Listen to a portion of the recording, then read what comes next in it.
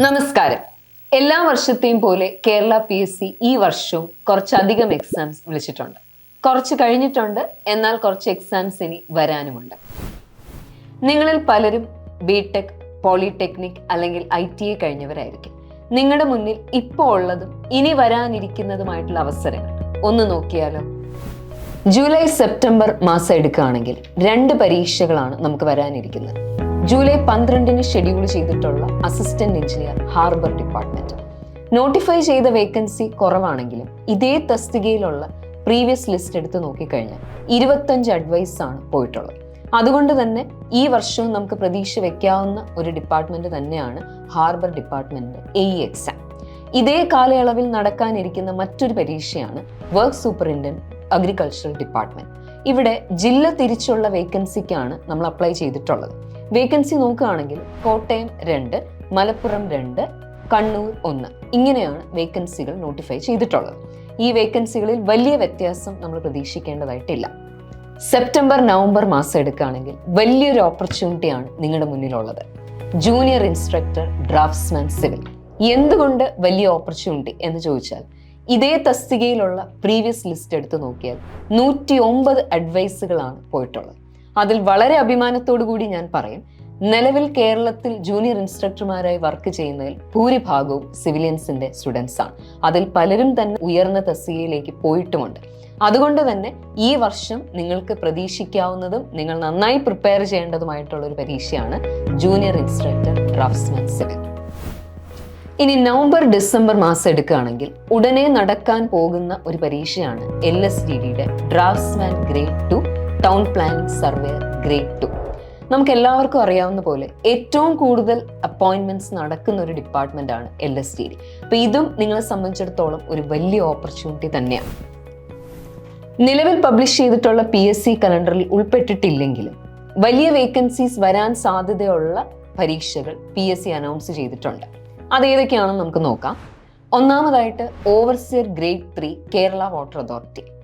വളരെ പ്രതീക്ഷ അർപ്പിക്കാവുന്ന ഒരു പരീക്ഷ തന്നെയാണിത്. കാരണം ഇതേ തസ്തികയുടെ പ്രീവിയസ് ലിസ്റ്റ് നോക്കിക്കഴിഞ്ഞാൽ 919 അഡ്വൈസുകളാണ് പോയിട്ടുള്ളത്. ഇപ്പൊ നിങ്ങൾ എല്ലാവരും തന്നെ വളരെ ശ്രദ്ധിക്കേണ്ടതും കോൺസെൻട്രേറ്റ് ചെയ്ത് പ്രിപ്പയർ ചെയ്യേണ്ടതുമായിട്ടുള്ള ഒരു പരീക്ഷ തന്നെയാണ് overseer grade 3 Kerala water authority. രണ്ടാമതായിട്ട് overseer grade 2 PWD bar irrigation. നമുക്ക് എല്ലാവർക്കും അറിയാവുന്ന പോലെ തന്നെ ഇറിഗേഷൻ ബാർ PWD വലിയൊരു ഡിപ്പാർട്ട്മെന്റ് ആണ്. ഇവിടെ ഇതേ തസ്തികയുടെ പ്രീവിയസ് ലിസ്റ്റ് നോക്കിക്കഴിഞ്ഞാൽ 660 അഡ്വൈസ് വരെ പോയിട്ടുണ്ട്. ഈ വർഷം അത് കൂടാനും സാധ്യതയുണ്ട്.